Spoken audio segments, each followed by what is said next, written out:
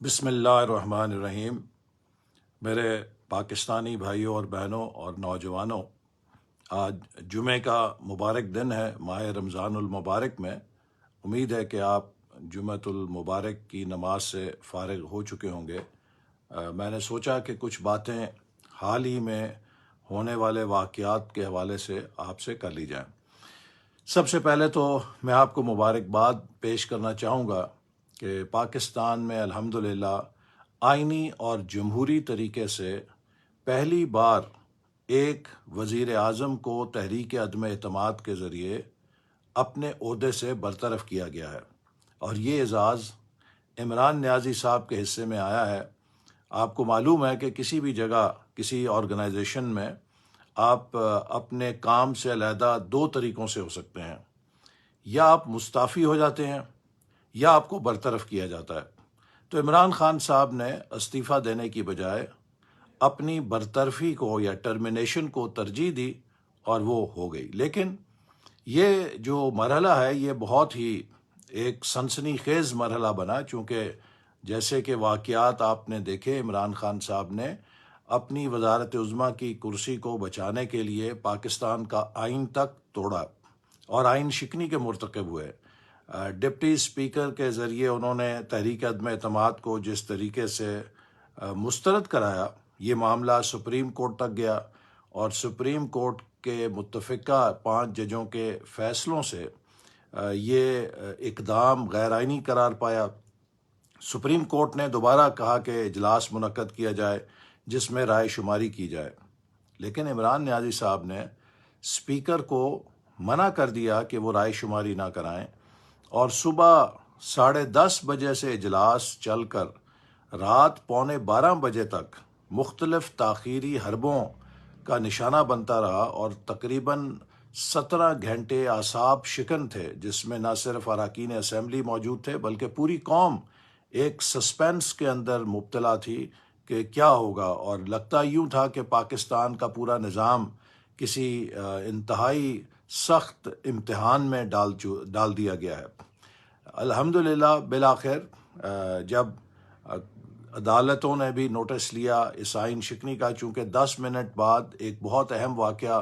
ہونا تھا کہ سپریم کورٹ کا جو حکم ہے اس کی حکم عزولی ہو جانی تھی، اور اس کنٹیمپٹ کے لیے جب عدلیہ نے بھی خود کو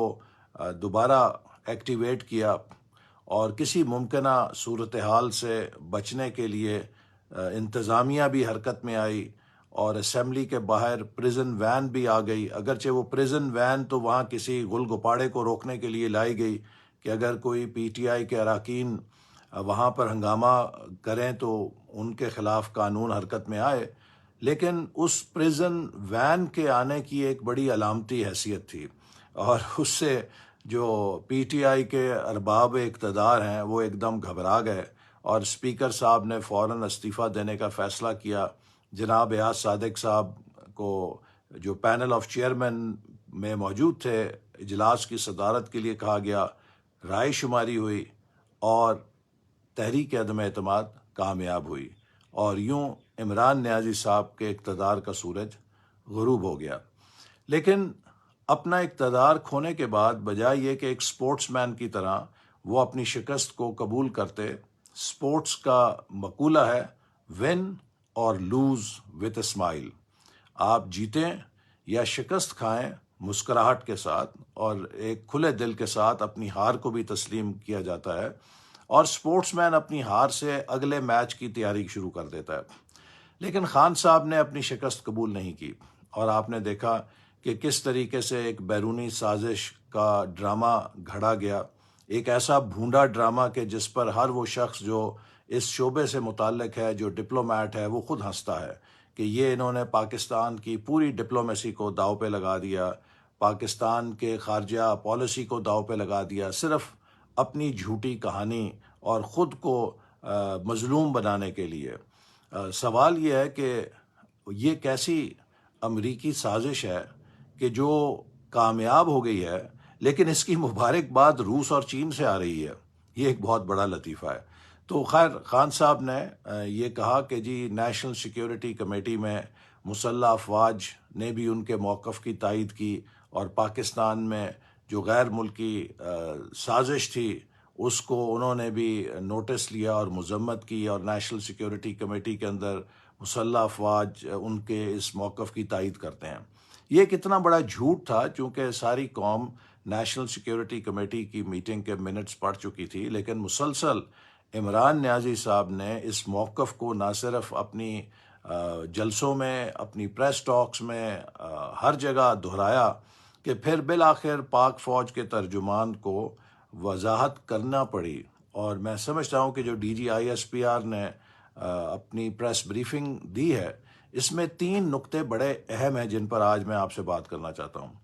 پہلی بات انہوں نے یہ کی کہ نیشنل سیکیورٹی کمیٹی میں کوئی سازش کا ذکر نہیں ہوا، اور نیشنل سیکیورٹی کمیٹی نے کسی سازش تھیوری کی توثیق نہیں کی تھی۔ یہ ایک اتنا بڑا فیکٹ ہے، اور یہ اتنا بڑا ریبٹل ہے۔ اگر عمران خان صاحب میں رتی برابر بھی اخلاقی جرت ہو تو وہ قوم سے معافی مانگے کہ آپ نے پاکستان کی پوری خارجہ پالیسی کو داؤ پہ لگا دیا، پاکستان امریکہ تعلقات کو ایک نئے شکنجے میں کس دیا، اور صرف اس لیے کہ آپ اپنی سیاست چمکانا چاہتے تھے۔ اور وجہ کیا ہے کہ امریکہ میں جو آپ کے فورن فنڈنگ ممنوع اکاؤنٹس ہیں ان کی تحقیقات ہو رہی ہیں۔ امریکہ میں عارف نقوی صاحب جو ابراج گروپ کے ہیں، جو گرفتار ہیں، جو آپ کے بڑے ڈونر تھے،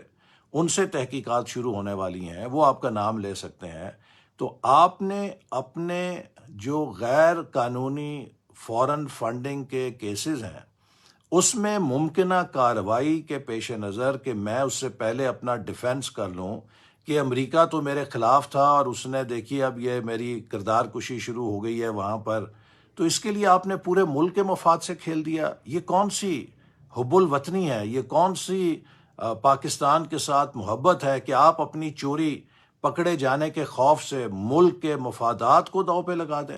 بہرحال پہلی بات انہوں نے یہ واضح کی کہ کسی قسم کی بیرونی سازش کا نیشنل سیکیورٹی کمیٹی نے نہ توثیق کی نہ ذکر ہوا۔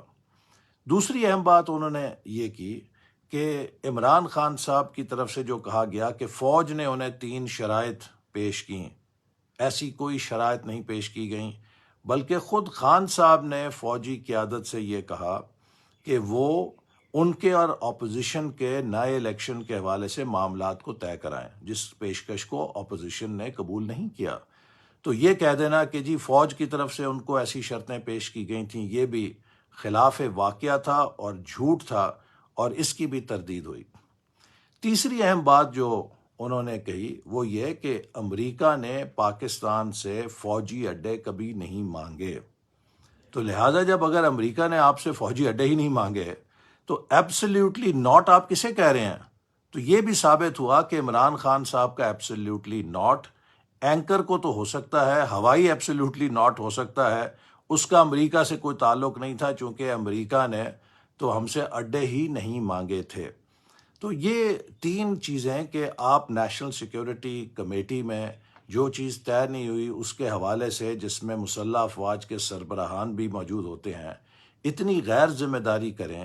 کہ آپ اس کے حوالے سے اپنے جھوٹ کو سچ بنانے کے لیے اس میٹنگ کو استعمال کریں، میں سمجھتا ہوں کہ یہ نہایت ہی غیر ذمہ داری ہے۔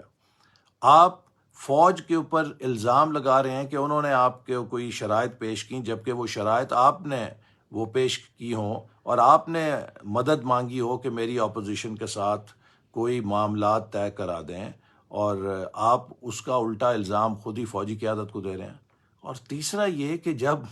فوجی اڈا کسی نے مانگا نہیں تو ایبسلیوٹلی ناٹ کہہ کے آپ کس کو بیوقوف بنا رہے ہیں اور کون سی ہوائی بندوق چلا رہے ہیں اور اس کے اوپر سیاست چمکانے کی کوشش کر رہے ہیں۔ تو یہ جو 3 چیزیں ہیں جن کی وضاحت آئی، میرا خیال ہے کہ اگر کوئی بھی شخص کھلے دل اور دماغ کے ساتھ پاکستان کے معاملات پر نظر رکھتا ہے تو اسے یہ سمجھنے میں کوئی مشکل نہیں کہ خان صاحب اس وقت اپنی خود فریبی، خود پرستی، انا پرستی میں اتنے اندھے ہو چکے ہیں کہ انہیں سچ اور جھوٹ کی کوئی تمیز نہیں ہے۔ انہیں پاکستان کے مفاد اور پاکستان کے نقصان کا کوئی خیال نہیں ہے، وہ صرف اپنی انا کی تسکین چاہتے ہیں، وہ انتقام کی آگ میں جل رہے ہیں۔ اگر کسی نے ان کے پشاور کے جلسے کی تقریر دیکھی ہو تو پتہ لگتا ہے کہ ان کے اندر کتنی آگ لگی ہوئی ہے انتقام کی، ان کے اندر کتنی حسد کی آگ لگی ہوئی ہے۔ لیکن خان صاحب، آپ انتقام کی آگ میں ضرور جلیں، لیکن پاکستان کے مفادات کو اس آگ میں نہ جلائیں۔ پاکستان ہمارا ملک ہے، یہی ملک ہے جس نے آپ کو 4 سال تقریباً وزارت عظمیٰ کی کرسی پہ بھی فائز رکھا، اور جو شخص اتنی اہم کرسی پہ چاہے 1 مہینہ یا 4 مہینے یا 3.25 سال بیٹھا رہے، وہ کچھ ذمہ دار ہو جاتا ہے، وہ کچھ احساس ذمہ داری کو محسوس کرتا ہے، لگتا ہے آپ کو تو یہ چھو کے نہیں گزری۔ میرا خیال ہے کہ اب پاکستان کے عوام دن بدن عمران خان صاحب کے چہرے کو اور ان کے سیاست کے اصولوں کو جان چکے ہیں کہ یہ شخص سوائے تنقید کے، سوائے جھوٹے الزامات کے، سوائے کردار کشی کے، سوائے بہتان بازی کے اور کچھ نہیں کر سکتے۔ یہی منفی رویے ہیں جن سے انہیں موقع ملا کہ 4.25 سال یہ پاکستان کی اندر اپنے نئے پاکستان کا چہرہ عوام کو دکھاتے، انہیں موقع ملا کہ یہ اپنے منشور پر عمل کرا کے دکھاتے، لیکن یہ منشور پہ عمل نہیں کر سکے۔ اسے نہیں چھوڑوں گا، میں تمہیں نہیں چھوڑوں گا، تمہیں اندر کروں گا، اسے اندر کروں گا، میں این آر او نہیں دوں گا، اور بالآخر این آر او بھی خود کو دے گئے۔ جو نیب آرڈیننس، ترمیمی آرڈیننس آپ نے جاری کیا، اس میں خود اپنے آپ کو ہی معافی دے دی اپنی حکومت کو کہ ہم سے مستقبل میں کوئی پوچھ گچھ نہ کر سکے۔ تو اس لیے یہ دو عملی، یہ دھوکہ، یہ فراڈ اب نہیں چل سکتا۔ آپ ملک کی جو درگت بنا کے گئے ہیں وہ سب کے سامنے ہے، اور انشاءاللہ تعالی ہم آپ کی طرح مسلسل یہ نہیں روئیں گے کہ آپ ملک کا کیا انجام بنا گئے ہیں۔ ایک دفعہ قوم کو ضرور بتائیں گے کہ آپ نے کیا اشر کیا ہے، لیکن اس کے بعد اپنی ذمہ داری ادا کریں گے، اور اس ملک کو دوبارہ اپنے پیروں پہ کھڑا کرنے کے لیے دن رات محنت کر کے انشاءاللہ تعالی اس ملک کو دوبارہ مستحکم معیشت بنانے میں اپنا کردار ادا کریں گے۔ یہی چند گزارشات تھیں جو میں آپ سے کرنا چاہتا تھا۔ انشاءاللہ دوبارہ ملیں گے۔ پاکستان زندہ باد۔